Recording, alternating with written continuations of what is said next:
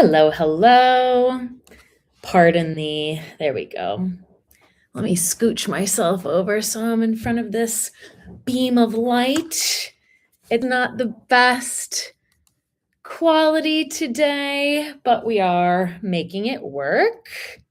Okay, I'm going to jump right in, guys. It is a pleasure to have you here, whether you are popping in on the live stream or you're watching the recording link. This is our second challenge chat.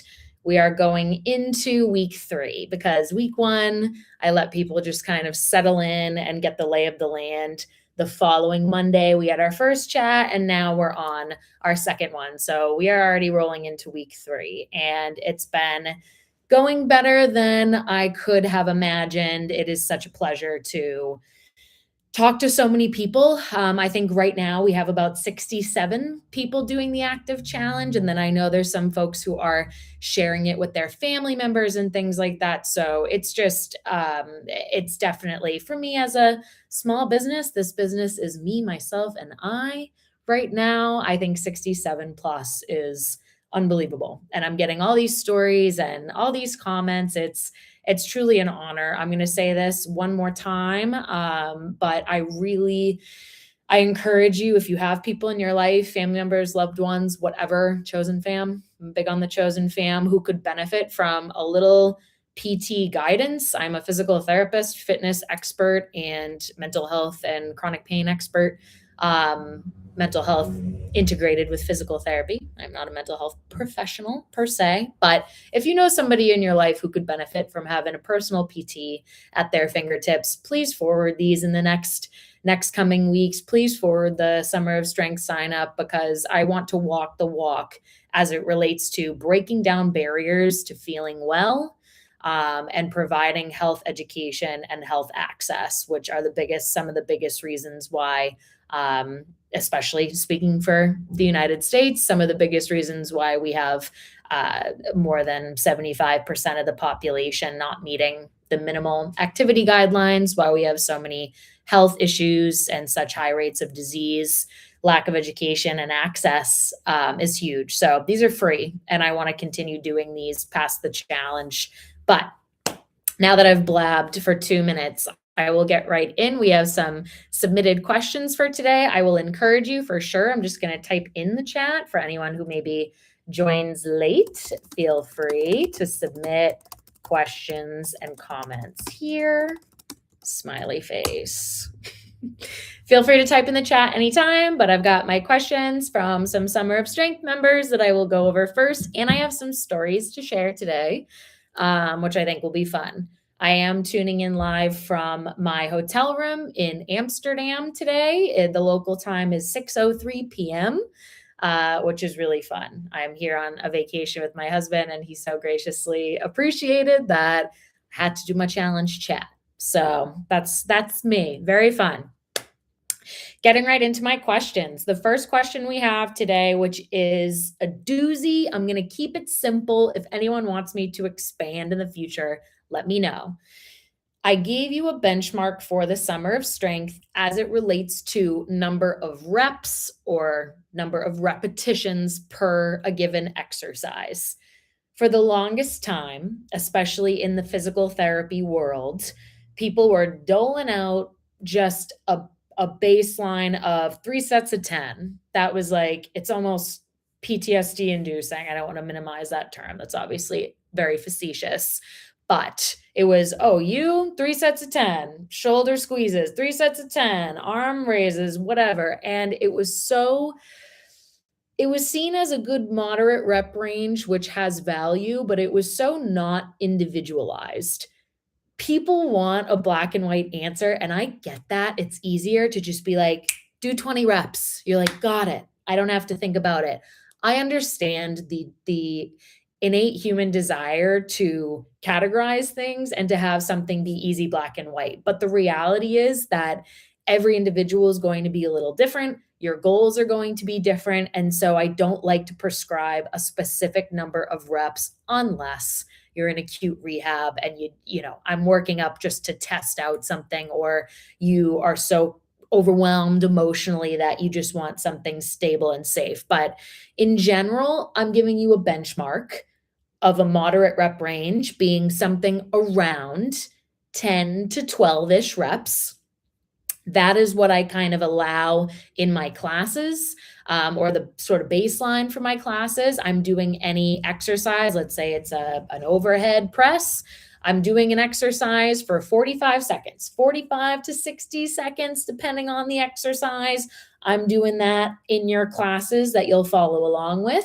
If you choose to do it with me, you're going to get about, at the pace that I'm demonstrating, that middle rep range, 10 to 12 reps, before you get to the point of muscular fatigue or just up against muscular fatigue, which is required to build muscle. That's what I want for everybody. However, I explained last chat that you can build muscle as long as you get to muscular failure or just shy with anything between 5 to 30 repetitions. So nothing is best. I'm always going to give an annoying, nuanced answer, right? Because you deserve it. And that's evidence-based. But nothing is inherently best, but one range or another will be best based on your goal. The moderate rep range is a nice catch-all. If you don't want to have to think about it, 10 to 12 is great. If you are a more seasoned vet, somebody who has been lifting or somebody who feels confident, body awareness, will not shy away from heavier loads, it sounds quite low, but it's very effective, again, as long as you are picking something heavy enough, challenging enough to get to muscular failure or just shy of. Something as low as 5 reps, 5, 6, 7, 8, but more like the 6-ish range is valuable for somebody whose main goal is to gain strength, regardless of muscle size, gaining strength, maintaining function, and somebody, real big shout out to people who, frankly, I'm passionate about lifting. I don't expect everybody to be passionate about lifting. Would I love that? Sure. Do I expect you to love it? No. So if you want to go faster overall in your workout, not faster in terms of the pace, but if you want to be done quicker, maybe you want to do heavier load, less rep. I could do a bicep curl for 10 reps at, let's say, something like 17 pounds. But if I picked up a 25-pound weight or 22-pound weight, I probably would only be able to do maybe 6 reps before I really feel that fatigue. So if I want to be maybe a little more efficient with my time, you go lower. Then on the other end, if you are the person who maybe is newer, you're intimidated by heavier weights. You are a person who, really, maybe, dare I say, enjoys the burn and the weightlifting experience. You don't care. You have the time to dedicate to it, and it makes you feel accomplished to spend more time in your workout or in the gym. Then that higher rep range of anything 12, 15, up to 30 might be awesome for you for a number of reasons. So there are benefits to each range. But at the end of the day, anything from 5 to 30, as long as you are getting to or near muscular failure, is great. That moderate rep range of 10 to 12 is an awesome place to start. And if you don't want to think about this at all, and you're like, I can't believe she gave me that much information about a number of reps, then that's a great one for you. All right. That one was important. I wanted to spend time on it. I'm going to run through my next 2 pretty darn quick. I actually have a few notes because I wanted to not forget to mention some things. So, bit of a spicy topic. My mom has poked fun at me. A spicy is definitely my word of the month. I've been using it a lot, but there's a lot of hot topics out there right now. 2 spicy topics I'm going to try to talk about hand in hand: vibration plates and a weighted vest. I want to be very mindful and respectful here, guys. I think at the end of the day, the reality is that the fitness and wellness industry, it is a billion-dollar industry for a reason. Tragically, it can be really predatory. It really can be really predatory. So I kind of am disillusioned by certain things that are marketed to people because I'm really sick of people being preyed on and people spinning in that cycle of buying stuff, needing more stuff, feeling like they're never quite achieving wellness. You don't have a vibration plate and a weighted vest and a red therapy light mask, whatever the new thing is, being overwhelmed, doing something that's maybe too intense, being told you can shred your whole body in 30 days and then not being able to sustain it, feeling badly, your weighted vest is collecting dust, and then you roll around that cycle again the next time you find a spark of motivation. I'm really disillusioned. So at the base of at my core, to be honest with you, I kind of scoff at these sort of things because I'm like, people invent things to avoid the basics that work. But on the other end, the other perspective of that is sometimes this stuff is just fun, and that's okay.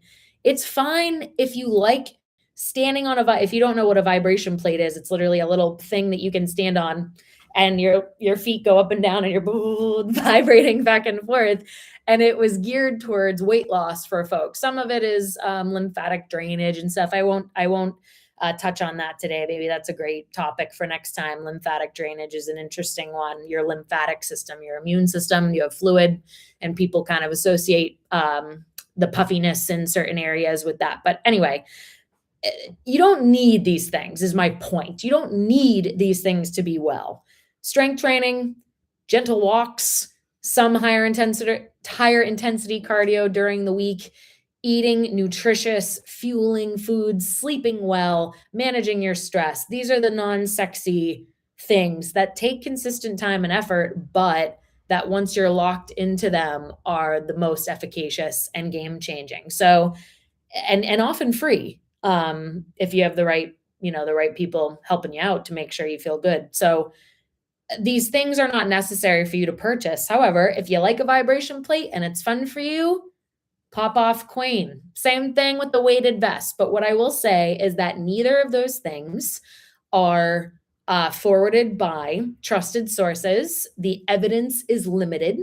I don't think there's a lot of investment in really legitimate sources putting in a lot of time and effort to do hard-earned studies on these things, hard-earned meta-analyses of these things, because experts kind of understand what works and what generally doesn't.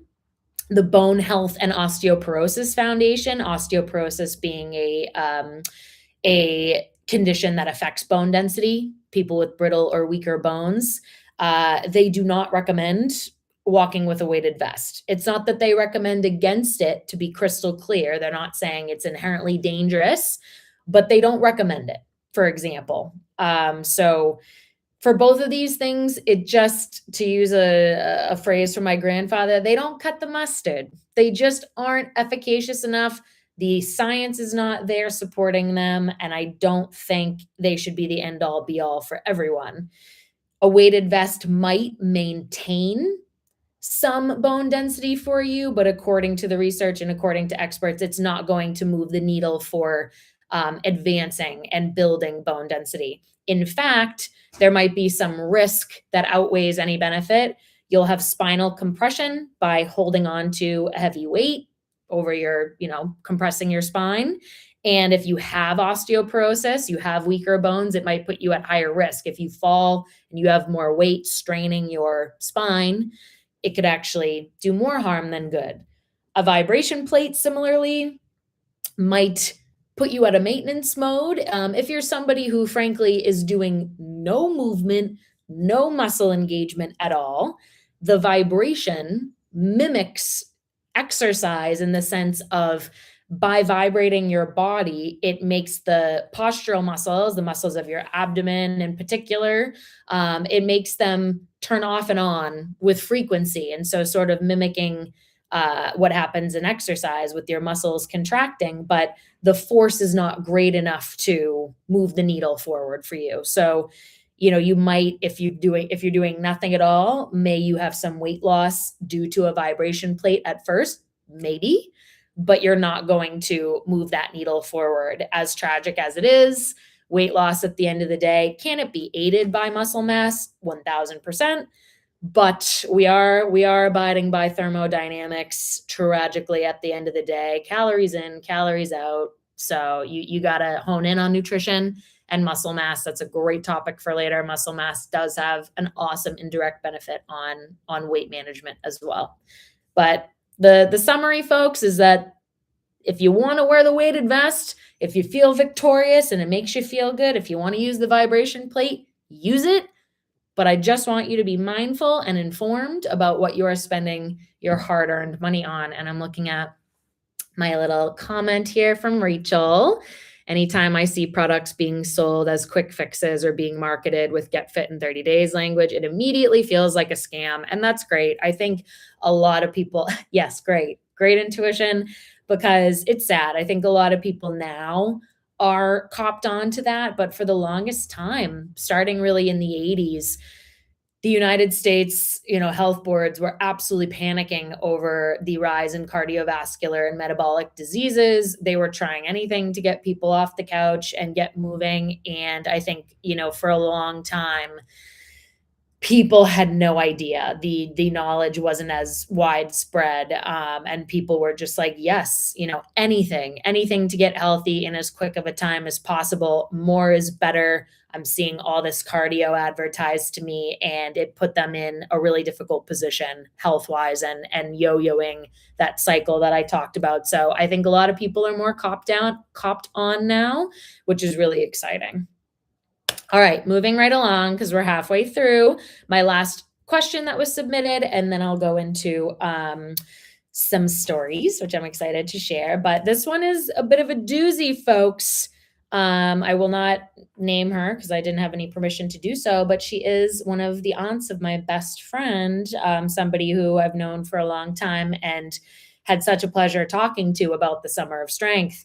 She submitted the question, will putting on muscle mass, or will having muscle or maintaining muscle mass help me with my menopause symptoms?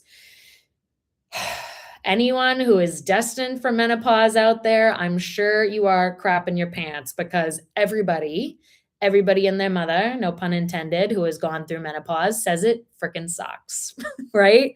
And why does it suck? The big deal is the rapid decline in estrogen, a sex hormone, estrogen. And the classic symptoms of menopause are those that really kind of directly relate to things that muscle mass helps with. So I've got my little notes here I want to read out so I don't forget any. Classic symptoms, of course, hot flashes or hot flushes if you're in the UK. That's fresh on my mind. Hot flashes, brain fog, horrifying.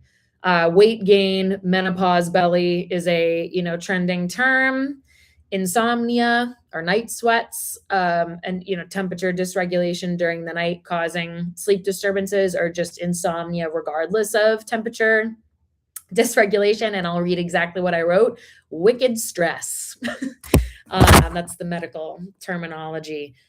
A lot of nervous system dysregulation, a lot of high cortisol levels, and just feelings of anxiety and depression as well, but anxiety being a huge interrelated one with the menopause transition. So will muscle mass help?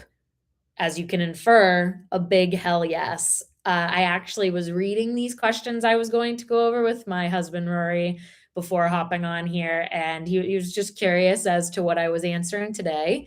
And he said to me, he's like, is there any question ever that starts with, will muscle mass help with X, where you'll say no? And listen, Rory, there's probably something out there I would say no to, but guys, geez, I mean, muscle mass really, it is, I am obviously a champion of strength training and maintaining muscle mass, but the more and more science that is devoted to looking at the impact, the more we really can sit and appreciate that it is the organ of all organs. Your muscle tissue is an organ. It is the granddaddy of all things that you could kind of do for your health day to day. That is a huge statement of, if I could do anything for your health, theoretically, I'd prioritize you having good mental health over being strong in a vacuum. but muscle mass is going to impact your nervous system regulation and your cognition, which therefore impacts your mental health. So at the end of the day, muscle is everything. Starting at the age of 30, and I'm 31, so I am in the zone. I feel young still. It happens when we're young. Starting around the age of 30, we start to decline in muscle mass. This is why do not let anyone gaslight you into believing that we are just destined to have bad metabolism and horrible menopause symptoms and weight gain as we age and whatever other negative things, stiff joints, etc., etc.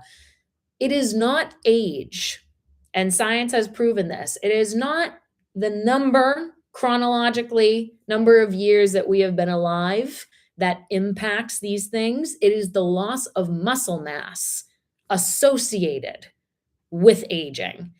And the loss of muscle mass is exponential, meaning it gets greater and greater as the years go on. The magical thing is that muscle tissue can be adapted at any age across the lifespan. So there's starting young is the best thing you can do, but there is never a bad time to start. An elderly woman, so many little old ladies that I have treated and talked to who I absolutely adore, think that it is dangerous for them to pick up a weight, where really it's the best thing they could possibly do. You're not at higher risk inherently just being an older person or an older adult. You can adapt muscle tissue safely at any age, obviously, as long as you have the right guidance and the right person supporting you. Call me, reach me anytime. But estrogen, again, associated with menopause, the decline in estrogen, and you're already declining in muscle mass if you weren't already combating that with strength training. So what does estrogen play a role in? Reading my list. Estrogen plays a direct role in metabolism, in bone density, in muscle strength, in cardiovascular health, specifically via the balance of our cholesterol. So you think about that plaque buildup in your blood vessels, and then cognition as well, hence the brain fog. Muscle mass impacts and benefits positively metabolism, bone density, obviously muscle strength, your cardiovascular health, and your cognition. It's the same list, folks. It's the same list.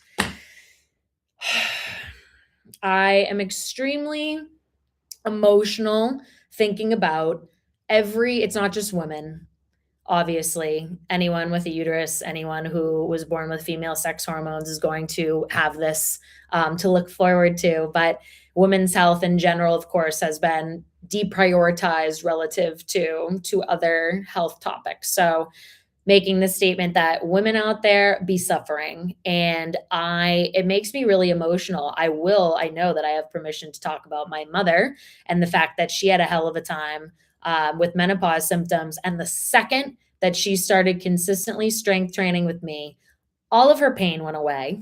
She's not impervious. Nobody is. You can have, my neck's tight today or whatever, but she had all sorts of neck pain, arm pain, foot pain, you name it. Sometimes sciatica stuff. All of her pain went away.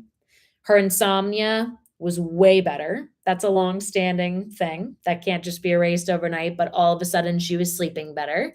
She's an iconic teacher. All of a sudden she said, my energy levels at school are better. I'm not having that sort of 2 to 3 p.m. like, holy crap, I feel awful. Her energy levels were better throughout the day. She noted that her cognition was better, less brain fog. Her mental health was boosted in general. She felt more socially ripe and ready to, go hang out with people on the weekends. She wasn't as depleted. Her nervous system was less guarded overall. She had less resting muscle tension. Her hot flashes went away. Everything was better. And although there are tons of barriers to feeling well, there's tons of barriers to strength training for people. It does take effort and consistency. Starting out and doing something that will maintain or grow your muscles is so much more approachable than people think. Even if you know, and you're suffering with menopause, even if you know that gaining muscle would take all the symptoms away. Sometimes people still choose not to pursue it for a million reasons. They're fearful of getting hurt. They think it's going to be really, really involved and way too intense. And it just doesn't need to be that hard. And that's a huge thing that I'm trying to do. I do want to do menopause related workshops at some point for folks because I think it's a huge, huge issue and a huge population that feels at frailty risk with that muscle wasting and menopause symptoms just include it consuming their whole life. It sets them up for failure moving forward. Even when the menopause symptoms go away, they were suffering so much with their health that they're all out of whack and turn into those frail old ladies that fall and break their bone and pass away. I mean, it sounds so dramatic, but it's true. And I want to help as many people as I can combat that and not have that issue. So huge, passionate topic for me. All right. In the last 5 minutes, I could talk about that forever. I'm going to quickly mention some stories from Summer of Strength members that I really thought were meaningful. So number one, my Aunt Sherry, shout out to Sherry. She is an amazing, also iconic teacher, dance teacher in Connecticut. And she submitted a story about her students and just that she had known for a long time that strength training was good for her. Pardon me. She knew that strength training was good for her, but she said that she was sort of plateauing and had the same number of dumbbells for forever and was doing the sort of same routine, and that my videos were helping her feel like more empowered to progress and feeling, some variety, which was really awesome for her and sort of invigorated her goal of continuing to maintain and gain muscle mass. And she actually took some tidbits that I was talking about in my videos and shared them with her students.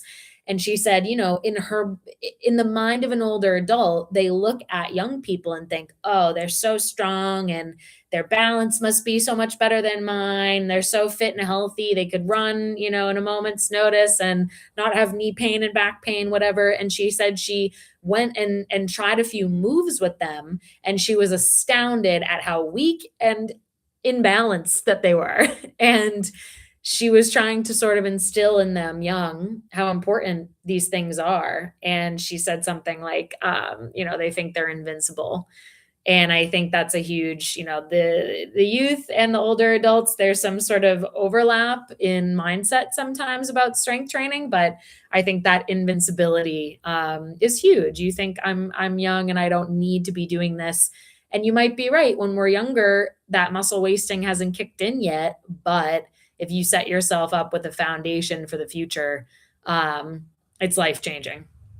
Absolutely life-changing. I wish that I did it younger. I genuinely did not get into, even though I was in physical therapy school, I didn't get into consistent strength training until the second last year of my schooling, my second year of grad school in 2018. So I wish I did it younger, and it's changed my life as well. So that was a cool one. I had another client talking about the fact that her niece, the poor thing, was playing soccer at a D1 level, and she tore her ACL, her MCL, and her meniscus. I won't get into those right now, but all tissues in your knee that stabilize and cushion your knee. And she tore all of them, and she is now, in a years long rehab journey and can't play soccer at a D1 level and is really, really depressed about it. And so this Summer of Strength member, who also happens to be a fitness client of mine, was saying to me, oh my gosh, I work with her and two of her daughters, which is an amazing honor for me. And she said, my gosh, I won't name them, but X and Y, my daughters, I'm so grateful that they're working with you. They're both athletes. And she said, I really think that what you're doing will help them prevent these type of overuse injuries. As she perceived it, her niece was not doing any background strength training, was being coached in a really intense manner, probably, due to overuse, and injury happens when the force outweighs your own tissue capacity. It can be tragic and really impactful for the rest of your life if you get in that sort of downward spiral. So she was saying, gosh, I'm doing these videos and I'm doing them with my daughters, but the fitness sessions between the Summer of Strength and what I'm doing with you, I really hope that it helps them not go through that heartbreaking situation. So that was a really cool comment to receive.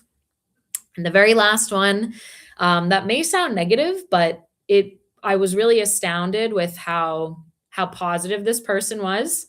I had an amazing mom who's doing the Summer of Strength, wrote into me and said, I've loved doing your workouts. You make them feel fun for me.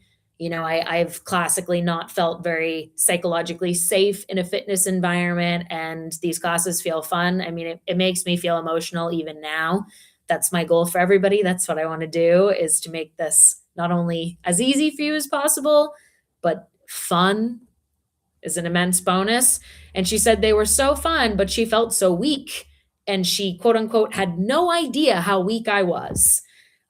This person is actually, I know exactly how old she is, but approximately 60 years old. And she felt like she was a really active person and she deserves to feel proud. She walks all the time. She's horseback riding. She's kayaking. She's doing all these things, staying active. And yet didn't realize that the day-to-day activities she was used to was not enough to cut the mustard, to move the needle forward for her and maintain muscle mass. So she said, I had absolutely no clue how weak I was. And you would think that would be coming from maybe a sad, negative place, but she was, God love her.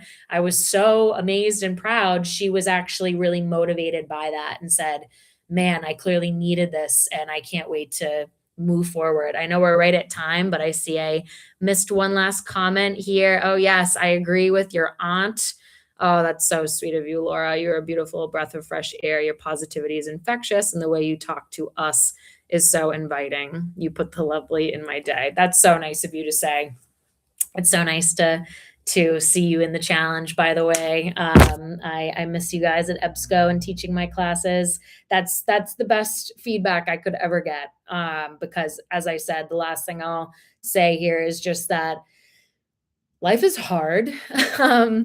Some more for others, but I think there's already enough challenges in life, and telling people you got to strength train, you got to do XYZ, it can be really overwhelming. There's so many barriers to feeling well. At the end of the day, I wish I could snap my fingers and make sure everybody can feel their best. Sometimes there's factors that we can't control, but the line I want to end with here is that you genuinely have so much more power, so much more control in the situation than society has tricked us into believing. You are not destined for a knee replacement or stiff joints and barely being able to walk up the stairs as an older adult. You're not destined for your metabolism to crash and for you to feel like you have no weight management control. You are not destined to have brain fog and poor cognition as you age. Again, maybe there's genetic factors that we can't control, of course, but you have so much power. And I want to help you seize that in as fun of a way as possible. So it is truly an honor. That is it for now. Please email me. My number is up as well on the website. Text me, email me anytime. I want to be a PT in your pocket who is supporting you all the way. It genuinely makes me so happy to do so. And I will see you next week at our next challenge chat. Again, share this. You are doing me a favor, of course, but I want to make this as widespread as possible. Tell your friends, tell your moms, tell your family, share the Summer of Strength sign-up link, share the live stream with anyone and everyone, and I will see you next week, guys. Bye. I don't know how to say bye in Dutch. Bye from Amsterdam. See ya.